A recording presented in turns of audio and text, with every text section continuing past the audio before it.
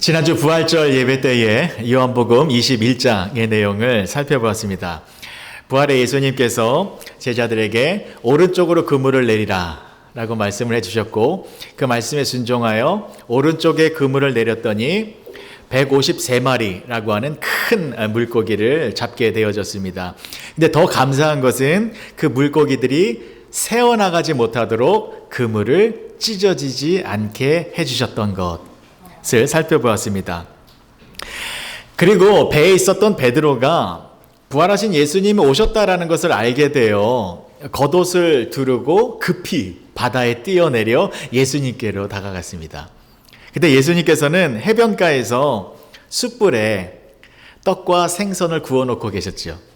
그리고 제자들이 오자 그들과 함께 조반을 드셨습니다. 그리고 조반을 마치신 후에 이어지는 내용이 오늘 본문의 말씀입니다. 우리가 너무나도 잘 알고 있는 유명한 내용이지요. 예수님께서 베드로에게 요한의 아들 시몬아, 내가 나를 사랑하느냐? 3번 질문을 하셨습니다. 그리고 베드로도 내가 주님을 사랑하는 줄 주님께서 아시나이다. 3번 대답을 하였습니다. 우리는 이 대화의 내용 잘 알고 있습니다. 그렇죠? 근데 그래서일까요? 이 내용이 너무 익숙하다 보니까 쉽게 이 부분을 지나치는 경향이 있는 것 같은데, 그러나 이 대화의 내용 속에는요, 예수님의 깊은 사랑이 가득 담겨 있는 귀한 말씀입니다. 그래서 쉽게 지나가면 안 됩니다. 자세히 살펴보아야 합니다. 왜냐하면 예수님의 그 은혜와 사랑이 그 베드로에게만 주어지는 것이 아니라 오늘날 우리들에게도 주어지는 동일한 축복이기 때문에 저는 이 본문의 말씀을 조금 더 깊이 살펴보고자 하는 것입니다.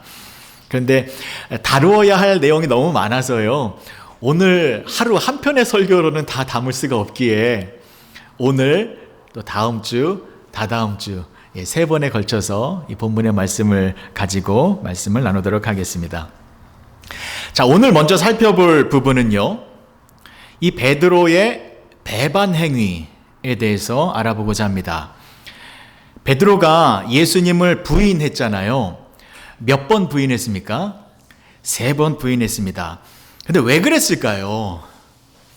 베드로는 예수님의 가장 충직하고 믿음직스러웠던 베드로 수제자였는데 가장 중요한 순간에 예수님을 배반하였습니다.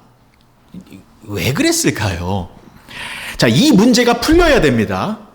그 문제가 풀려야 오늘 본문의 말씀의 내용을 깊이 이해할 수 있게 되어지는 것입니다. 그리고 예수님께서도 베드로에게 내가 나를 사랑하느냐 몇 번 질문하셨지요? 3번 하셨잖아요.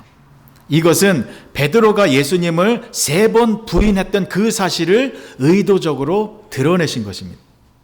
의도적으로 그 부분을 상기시키시면서 이 문제 먼저 풀고 가자 라고 하는 사랑의 예수님의 마음이 가득 담겨 있는 내용이다라는 것이죠. 그래서 지금부터 베드로가 왜 예수님을 부인하게 되었는지, 그리고 그러한 베드로에게 예수님께서는 어떠한 은혜를 허락하여 주셨는지 살펴보도록 하겠습니다. 자, 신약 성경에 보면요, 예수님을 배반한 사람이 대표적으로 2사람이 나옵니다. 베드로와 또 그 유명한 가룟 유다. 그렇죠. 자, 가룟 유다는 예수님을 은 30에 팔아 넘겼죠. 그래서 예수님께서 잡히셔서 결국에는 십자가에 못 박혀 죽으셨습니다. 그리고 베드로는 어떻습니까? 예수님을 3번 부인했습니다. 예수님께서 가야바의 집에서 불법으로 재판을 받고 계실 때에 그때 예수님께서는 온갖 조롱과 멸시와 수치를 당하고 있을 때에 그 현장에서 베드로는 나 저 사람 모른다. 나 저 사람 알지 못한다.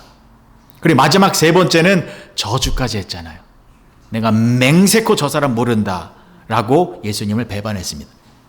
자, 이렇게요, 베드로와 가룟 유다는 예수님을 배반한 사람들입니다. 자, 그런데 이 2사람의 배반은 이미 예고되어진 배반이었습니다.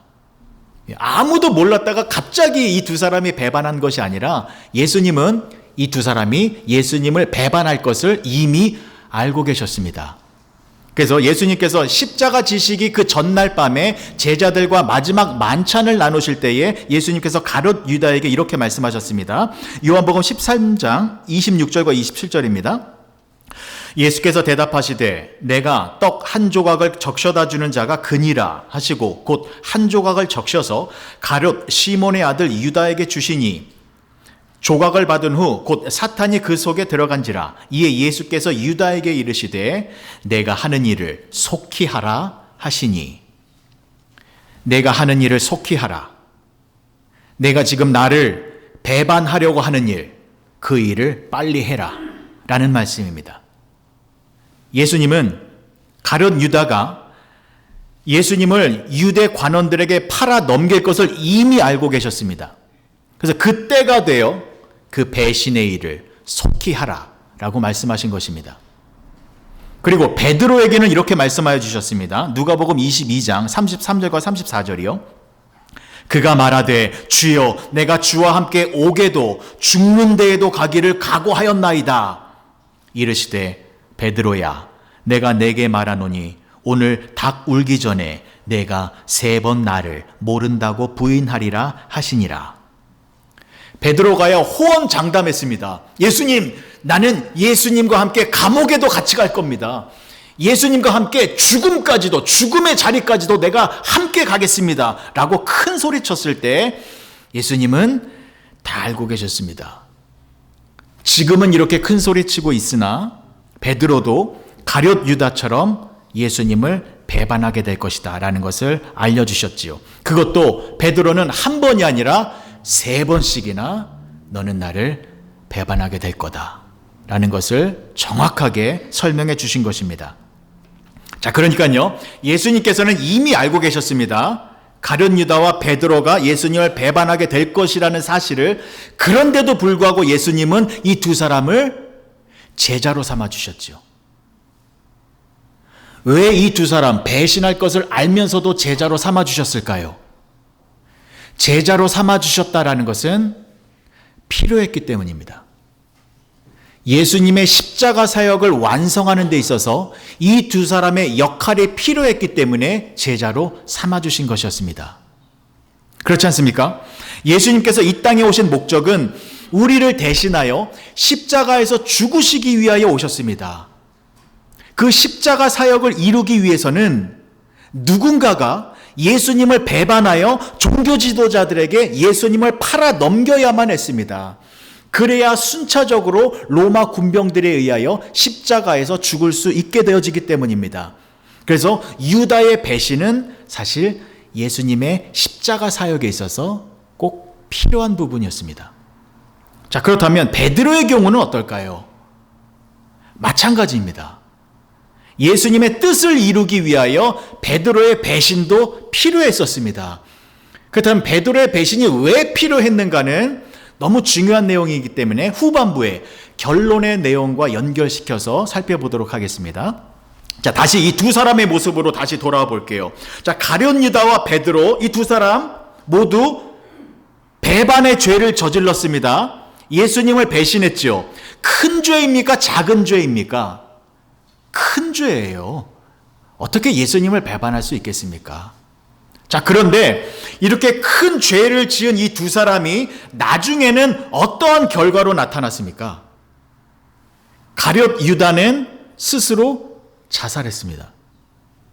배가 터져서 창자가 터져 나오는 아주 끔찍한 죽음으로 끝났습니다. 그러니까 가룟 유다의 예수님을 배신한 결과는 멸망과 사망이었습니다. 자, 그런데 베드로는 어떻게 했어요? 베드로요. 똑같이 배신의 죄를 지었잖아요. 그런데 베드로는 멸망과 죽음이 아니라 하나님 나라 확장에 쓰임받는 영광스러운 복음의 일꾼이 되어졌습니다. 베드로는요, 초대교회 사도로서 교회를 세우는 일과 성도들을 신앙으로 돌보는 일과 또 이단의 세력에 맞서서 순수한 복음을 수호하는 그야말로 기독교 역사에 있어서 가장 중요한 인물 가운데 한 사람이 되어졌습니다. 자, 그렇다면 무엇이 이 두 사람의 운명을 바꿔놓은 것일까요? 똑같이 배반의 죄를 지었다라는 출발선상에 있었습니다. 그런데 그 결과는 극과 극으로 나누어졌잖아요. 자, 이 이유, 원인에 대해서 회개를 강조하는 설교를 많이 들어보셨을 거예요. 그렇죠? 가룟 유다는 회개를 하지 아니하고 자살을 했기 때문에 저주를 받은 것이다. 그래서 죄를 지었으면 회개를 해야 다시 회복되어진다라는 결론을 내릴 수 있습니다. 물론 올바른 해석입니다. 그런데 조금 더 자세히 들여다보면 더 큰 은혜를 발견할 수가 있습니다. 여러분, 이 두 사람의 결과가 달라진 이유는 바로 예수님의 기도 때문이었습니다. 똑같은 죄인이었는데 한 사람은 사망에 이르고 한 사람은 영원한 영광에 이르게 되어진 원인은 예수님의 기도 때문이었다라는 것입니다. 여러분, 예수님께서 베드로에게 네가 나를 3번 부인하게 될 것이다 라고 말씀해 주셨지요. 근데 그 말씀해 주시기 전에 해주신 말씀이 있어요. 그 말씀이 뭐냐면 누가복음 22장 31절부터 보실게요. 이게 전에 해주신 말씀입니다. 시몬아 시몬아 보라 사탄이 너희를 밀 까부르듯 하려고 요구하였으나 그러나 내가 너를 위하여 내 믿음이 떨어지지 않기를 기도하였노니 너는 돌이킨 후에 내 형제를 굳게 하라. 베드로를 향하여 기도를 먼저 해주셨어요. 이 말씀 해주신 다음에 이어지는 말씀이 그겁니다. 그가 말하되 주여 내가 주와 함께 오게도 죽는 데에도 가기를 각오하였나이다. 이르시되 베드로야 내가 내게 말하노니 오늘 닭 울기 전에 내가 3번 나를 모른다고 부인하리라 하시니라. 그러니까 예수님께서는요 베드로에게 네가 나를 3번 부인하게 될 거야 라는 것을 말씀해 주시기 전에 먼저 베드로를 향하여 기도를 먼저 해주셨어요. 근데 그 기도의 내용이 어떤 내용이었다고요? 32절의 말씀 다시 한번 보실게요. 이렇게 기도해 주셨습니다. 그러나 내가 너를 위하여 내 믿음이 떨어지지 않기를 기도하였노니 너는 돌이킨 후에 내 형제를 굳게 하라. 베드로의 믿음이 떨어지지 않기를 위하여 예수님께서 기도해 주셨습니다. 왜 이런 기도를 하셨을까요? 베드로의 믿음이 떨어질 수 있었기 때문입니다. 베드로의 믿음이 흔들릴 수 있었기 때문입니다. 왜요? 베드로가 이후에 무슨 일이 벌어집니까? 베드로가 예수님을 3번 부인하는 사건이 발생됩니다. 그 일 때문에 베드로가 죄책감 때문에 믿음이 흔들려질 수도 있거든요. 그래서 그 전에 미리 예수님께서 기도해 주신 겁니다. 네 믿음이 떨어지지 않기를 위하여 내가 기도했다. 여러분, 베드로는요 예수님의 수제자였습니다. 예수님은 가장 중요한 장소에 계실 때에 꼭 베드로를 동행시켰습니다. 예수님께서 변화산에서 영광스러운 모습으로 변형되셨을 때 베드로가 있었습니다. 예수님께서 야이로의 죽은 딸을 살려주실 때에 달리다굼 하면서 죽은 자를 살려주시는 그 기적의 현장에도 베드로가 동행할 수 있도록 해주셨습니다. 이처럼 예수님은 베드로를 각별하게 생각하시며 귀한 제자로 양육하셨는데, 근데 이 베드로는 그 은혜도 모르고 예수님께서 가장 힘들어하는 그 순간에 나 저 사람 모른다고 냉정하게 고개를 돌려버렸습니다. 이건 있을 수 없는 일입니다. 스승과 제자로서 해서는 안 되는 일이었고, 남자들 간의 의리라는 게 있잖아요. 의리상의로도 이것은 용납할 수 없는 비겁하고 야비한 행동을 한 것입니다. 여러분, 그러한 죄를 짓게 되면 어떻게 되어집니까? 굉장한 자책감에 빠집니다. 내가 왜 그랬을까? 그러면서 무기력해질 수 있습니다. 영적인 에너지가 소멸되어져서 의욕을 잃어버리고 자존감도 상실되고 기쁨도 사라지고 여차하면 믿음도 추락해버릴 수 있습니다. 우리도 그럴 때 있지 않습니까? 내가 왜 그런 실수를 했을까? 그때 그 말을 내가 왜 했을까? 좀 참았을걸. 내가 이런 죄를 왜 또 지었을까? 나는 왜 이 모양일까? 라고 하며 그때 일을 생각하면 막 얼굴이 화끈거리고 너무나 후회스럽고 숨어버리고 싶고 도망가고 싶을 때 있잖아요. 그러한 마음에 사로잡히면 어떻게 됩니까? 교회 나오기도 싫어집니다. 기도도 안 돼요. 성경을 읽어도 눈에 들어오지 않고 이 영적인 감각이 마비돼 버립니다. 그러면 정말 믿음 흔들릴 수 있습니다. 그래서 예수님께서요, 이 베드로의 믿음이 추락하지 않기 위하여, 떨어지지 않기 위하여 베드로를 향하여 기도해 주신 것입니다.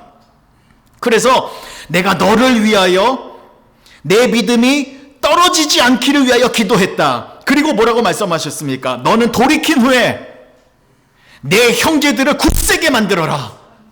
이 굉장히 중요한 말씀이에요.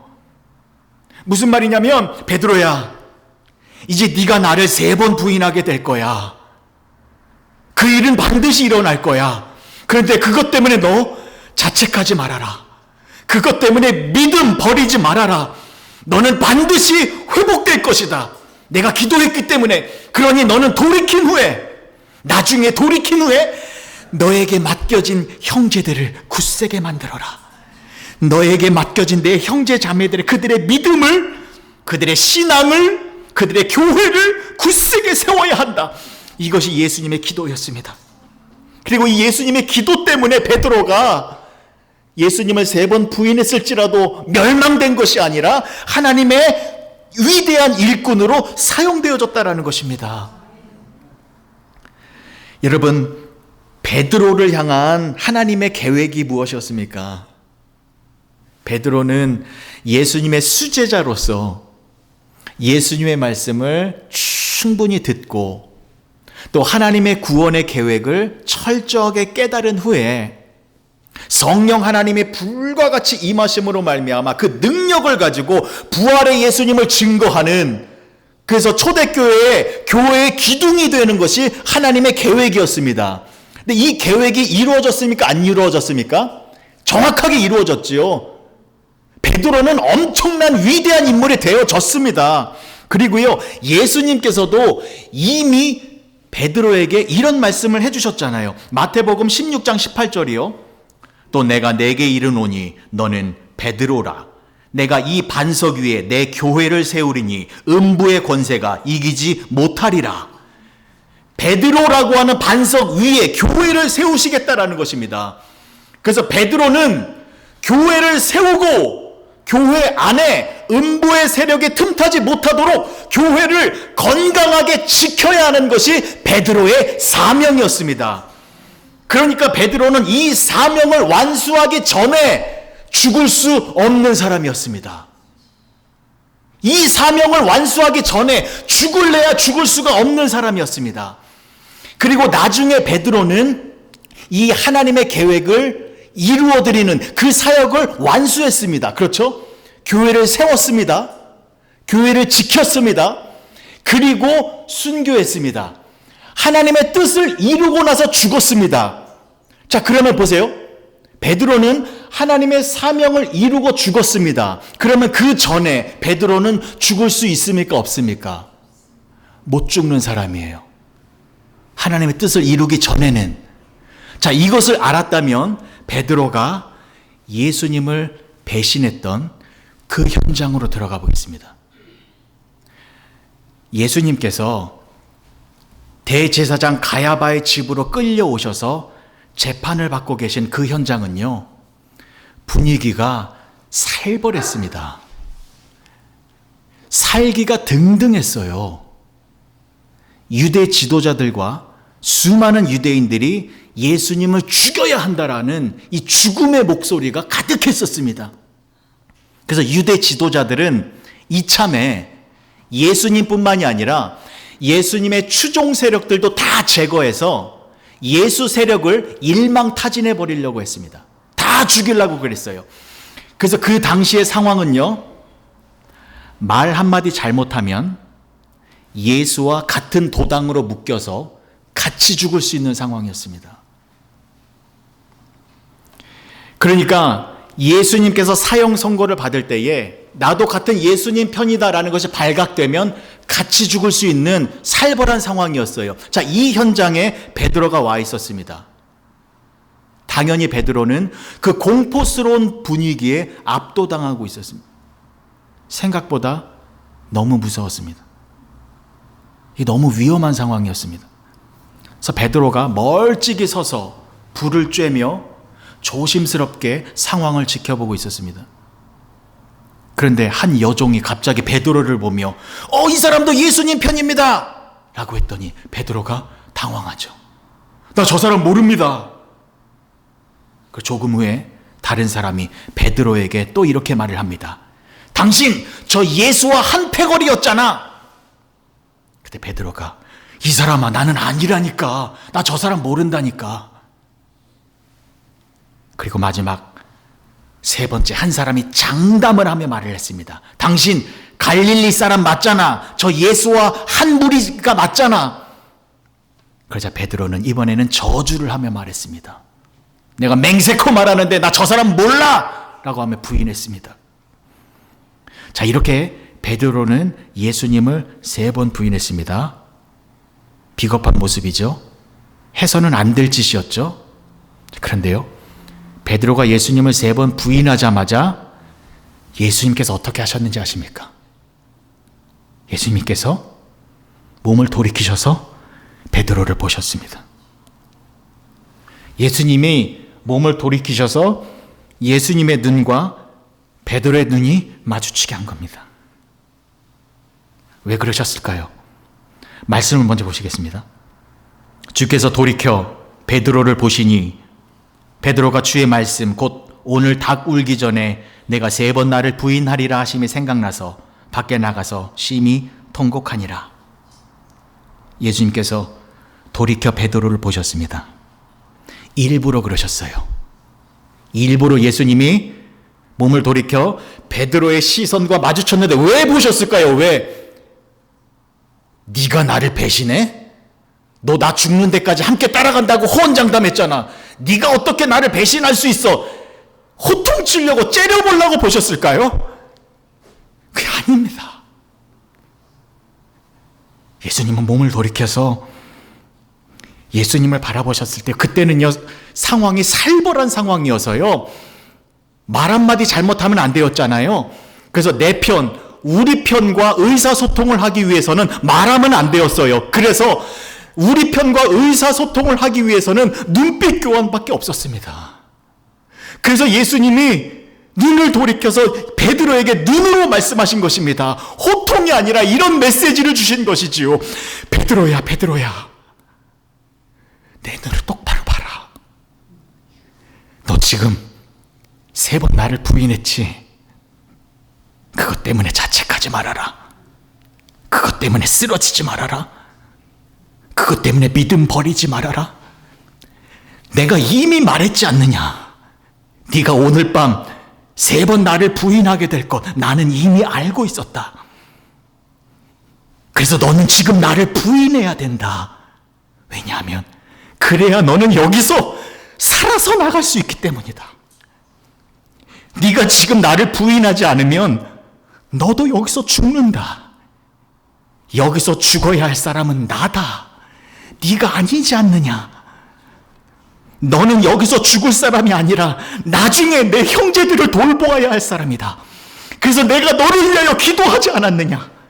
돌이킨 후에, 회복된 후에 너에게 맡겨진 너의 형제들을 굳세게 해야 한다. 너는 나중에 부활의 예수를 증거해야 할 사람이다. 너는 나중에 복음을 선포해야 할 사람이다. 너는 나중에 교회를 세워야 할 사람이다. 그러니 너는 여기서 살아나가야 한다. 그러니 나를 배반해라. 나를 부인해라. 그것이 네가 살 길이다. 여러분, 가야바의 집에서 재판이 열리고 있는 그 살벌한 현장에서 베드로가 살 수 있는 유일한 길은 예수님을 배반하는 것뿐이었습니다. 근데 만약에 베드로가 혈기왕성한 사람이잖아요. 예. 성질 있는 사람이잖아요. 분위기 파악 못하고 내가 예수님의 수제자입니다. 나는 예수님과 함께 죽기로 결단한 사람입니다. 저 예수님을 죽이려거든 나도 죽이십시오 라고 했다면 같이 죽어요. 그러면 하나님의 큰 뜻을 이룰 수 없게 되잖아요. 그래서 이 상황에서 아무리 발버둥 쳐도 이 상황에서는 베드로는 죽어서는 안 되었기 때문에 베드로를 부인할 수밖에 없도록 만드신 것입니다. 그런데 여러분, 이것은 무엇을 의미하는 것입니까? 베드로가 예수님을 부인했어요. 이건 엄연한 죄예요. 잘못한 일이에요. 그래서는 안 되는 일입니다. 베드로는 배신이라고 하는 질그릇을 만들었어요. 배반, 저주, 외면이라고 하는 형편없는 질그릇을 만들었습니다. 그런데 사랑의 예수님께서는 그 죄의 질그릇을 깨뜨려 버린 것이 아니라 오히려 그 안에 은혜를 담으셨습니다. 그 안에 사랑을 담으셨고 축복을 담으셨습니다.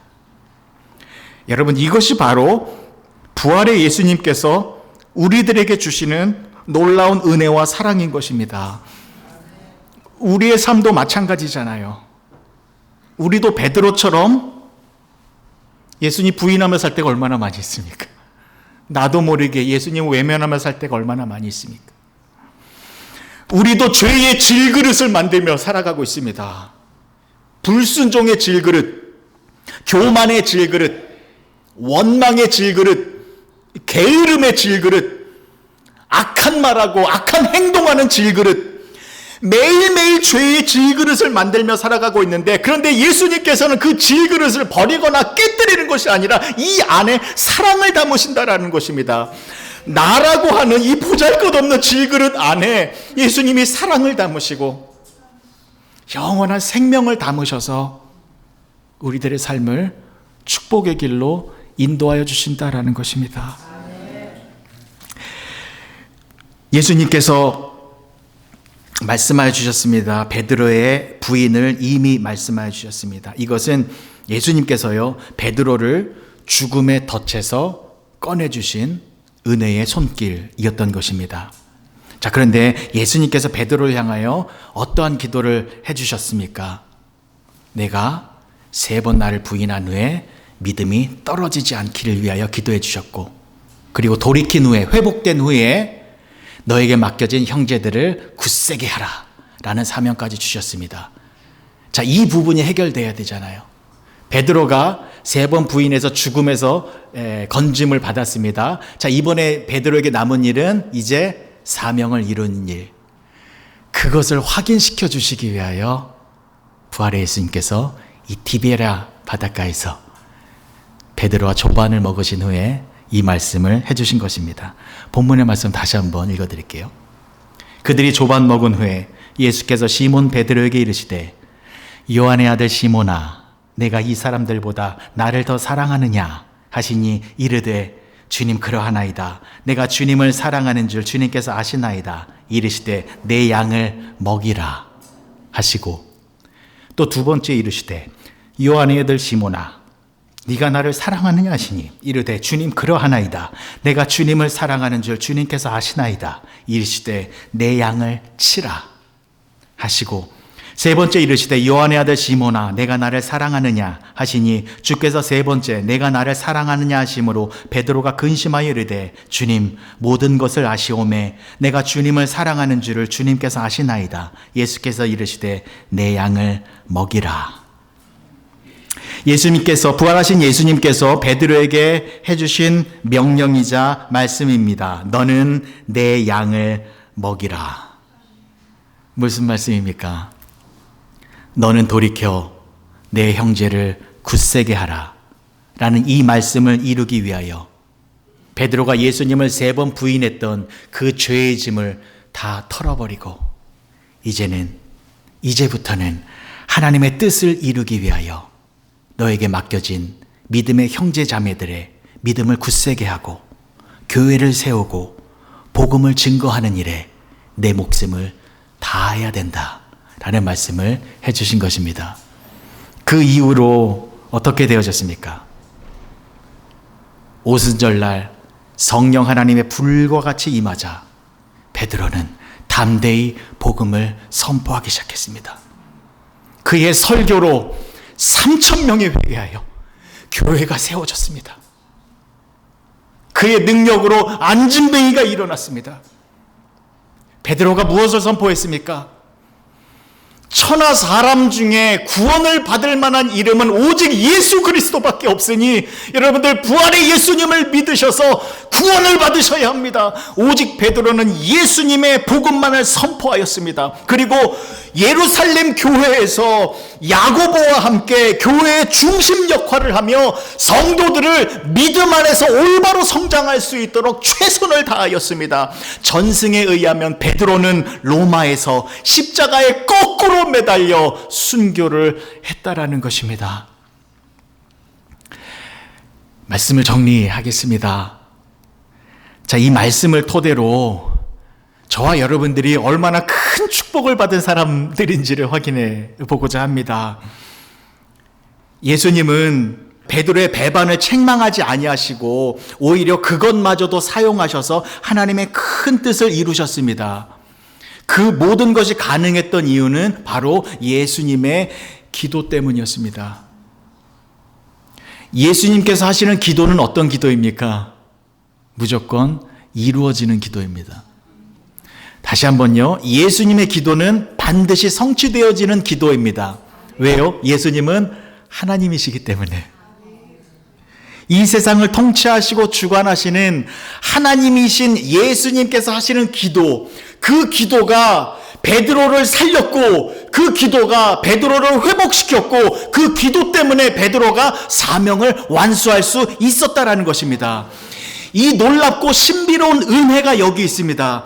여러분, 예수님의 기도 때문에 베드로가 쓰러지지 않고 하나님의 큰 사역을 담당하게 되어졌다면 그 예수님의 놀라운 기도가 우리들에게도 적용되어진다면 우리가 어떤 사람이 되어지겠습니까?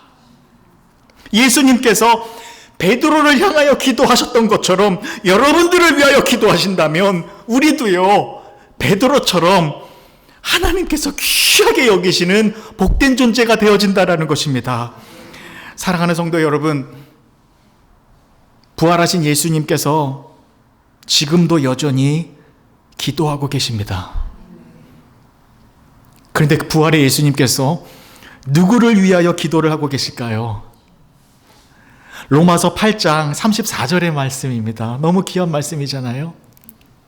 누가 정죄하리요? 죽으실 뿐 아니라 다시 살아나신 이는 그리스도 예수시니 그는 하나님 우편에 계신 자여 우리를 위하여 간구하시는 자시니라. 부활하신 예수님께서는 하나님 우편에 앉아 계셔서 저와 여러분들을 위하여 간절히 기도하고 계십니다. 베드로를 향하여 기도하신 예수님께서 지금 저와 여러분들을 위하여 동일한 기도의 축복을 내려주고 계시다라는 것입니다.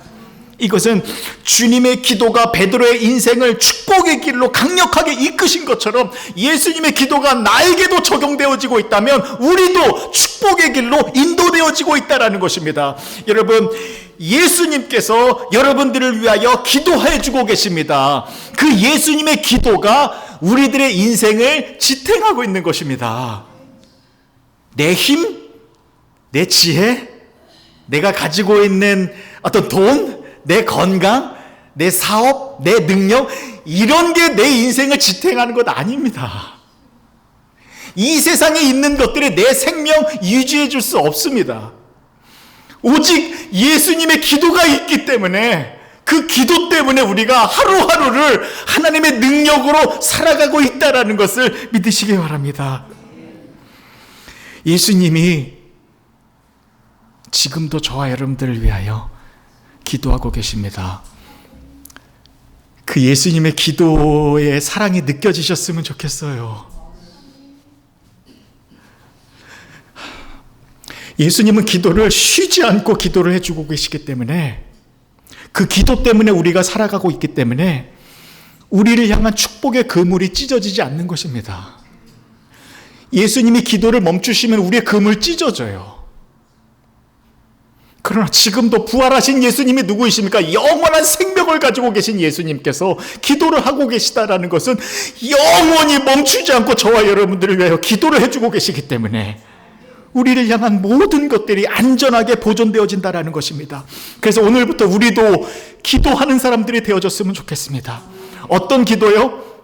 내 소원, 내 욕망, 내 계획이 이루어달라고 기도하는 것이 아니라 예수님이 나를 위하여 기도하고 계시니 그 기도가 나의 기도가 되어져서 나도 예수님과 같은 뜻으로 기도하기 원합니다.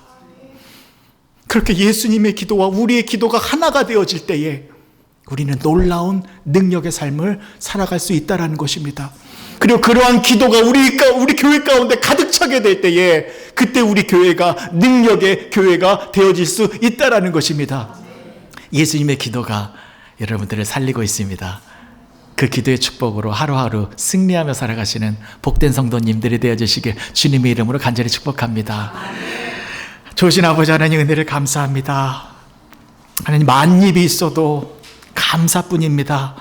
우리가 무엇이간데 우리의 죄를 위하여 십자가에서 죽으시고 죽음을 이기시고 또한 부활하시사 영원한 생명을 우리들에게 허락하여 주셨으며 또 지금도 쉬지 않고 우리의 믿음이 떨어지지 아니하기 위하여 예수님께서 기도하고 계십니다. 하나님 그 기도의 힘으로 우리가 살아가고 있사오니 이후로는 우리가 예수님과 함께 기도하여 하나님의 뜻을 이루며 살아가는 복된 성도들이 되게 하여 주시옵소서. 예수님의 이름으로 기도합니다. 아멘.